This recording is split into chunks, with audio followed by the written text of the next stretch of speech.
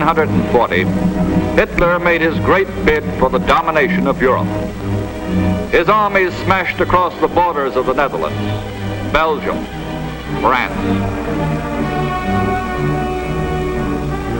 In 1940, Hitler looked towards the Eiffel Tower in Paris, and beyond it, towards another tower, the Statue of Liberty. 4 years later, this happened to him.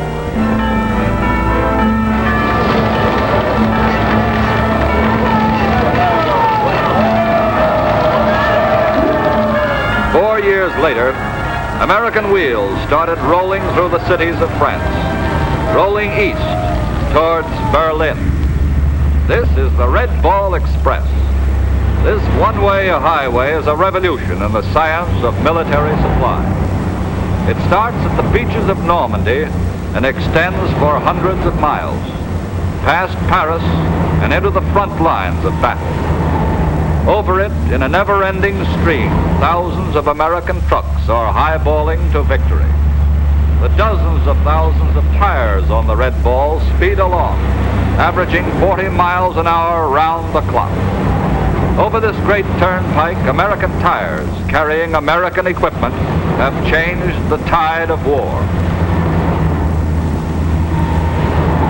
These trucks are rolling on endlessly. These trucks, as well as these bombers.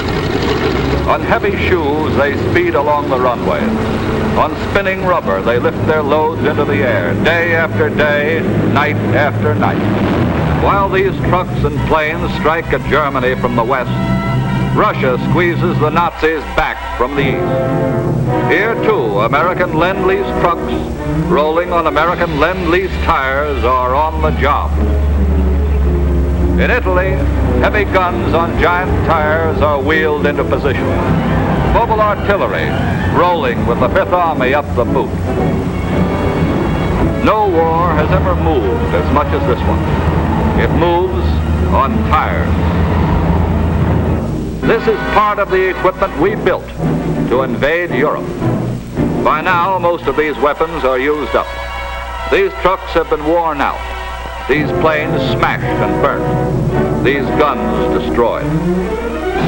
These tires are casualties of war. Their fighting days are over. But they have left their treads in the dust of France, the mud of Italy, the snows of Russia.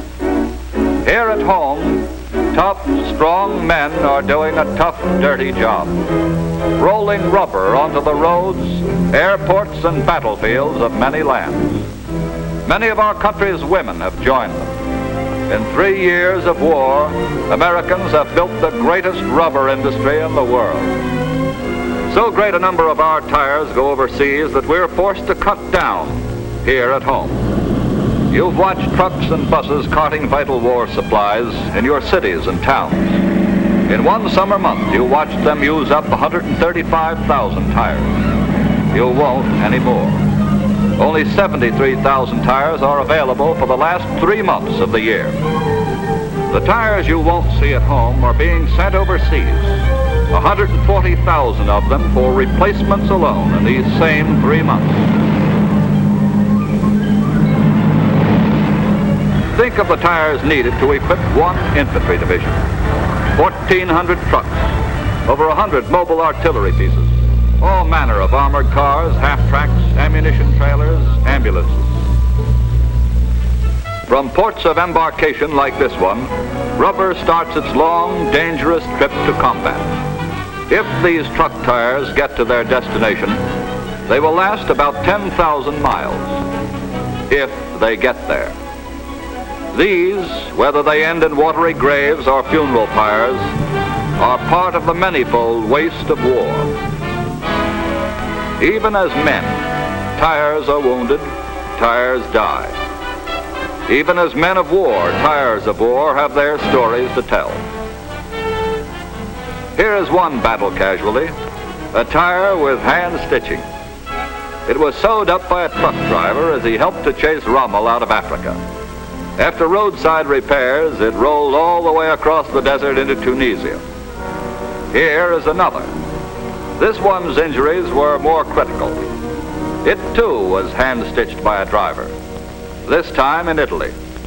It came to a sudden end, ripped to pieces on a winding mountain road. This tire was killed in action. Here is how it met its death.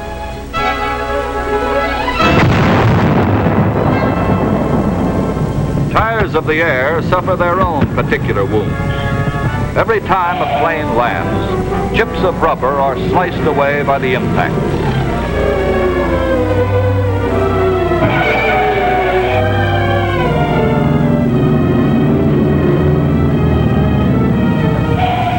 At best, an airplane tire will last for 200 good landings. Here are the results of some bad ones.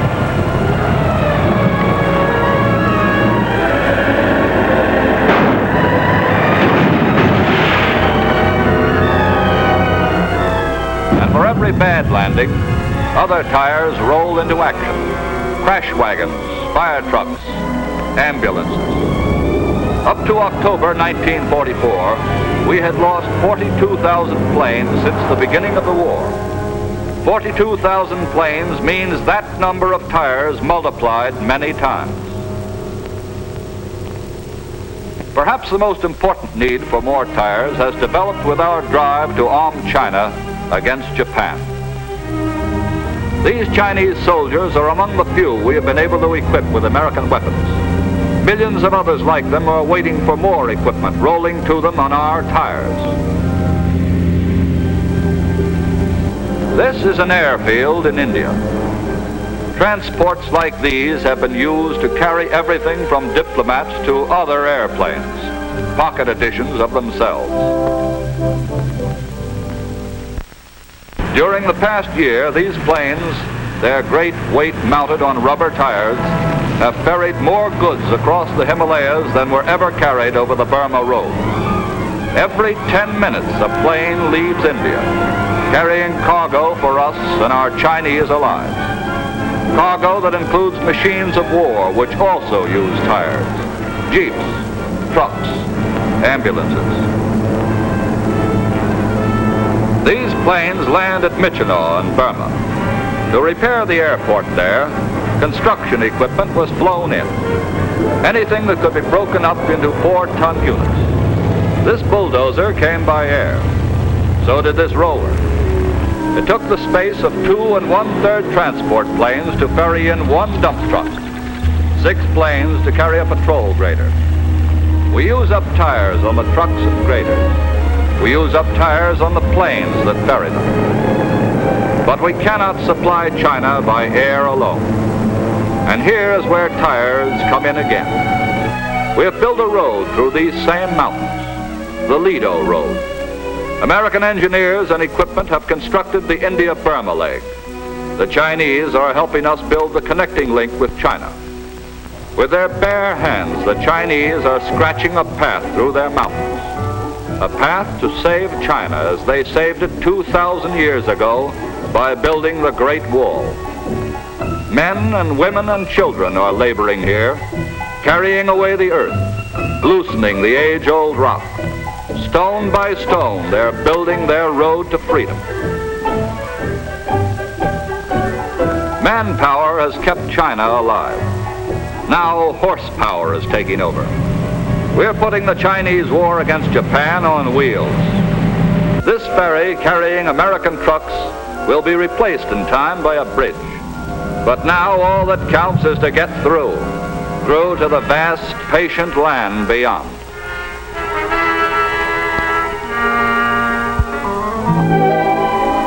This is the road American tires must travel towards Tokyo. This is the road guns and food and ammunition and supplies must cross. We must carry enough weapons to fight battles over an area greater than twice the sum total of Italy, France, and Germany. This is the Chinese Red Ball Express. These are the trucks and tires highballing to victory over Japan.